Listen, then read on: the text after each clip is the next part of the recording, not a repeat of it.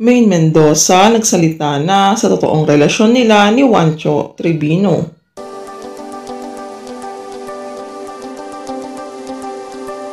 Matapos ngang kumalat sa social media at pag-usapan ang tungkol sa nangyaring hiwalayan sa mag-asawang Maine Mendoza at Arjo Ataide, maraming espekulasyon na malaki umano ang rason ng hiwalayan ng mag-asawa kung kaya umabot na sa punto na tama na pagod na sila sa isa't isa.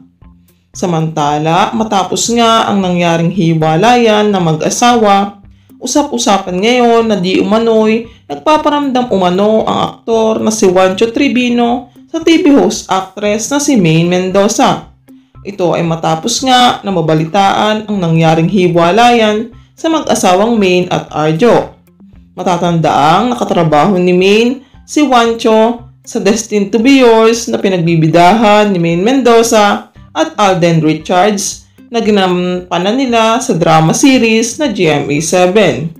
Pumukaw naman sa atensyon ng mga netizens ang naging revelasyon umano ni Maine Mendoza tungkol sa estado na ng relasyon nila ngayon ni Juancho Trevino. Ayon kay Maine, going to know each other umano sila ngayon ni Juancho at mabuti din silang magkaibigan sa ngayon.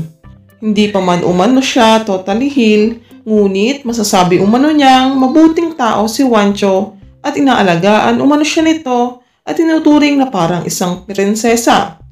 In God's perfect time umano, alam umano ni Maine na kung para talaga sila ni Juancho sa isa't isa, gagawa at gagawa umano ang tadhana ng paraan para magkatuluyan sila. Hindi umano mahirap mahalin si Juancho, may puwang na umano sa puso niya ang binata.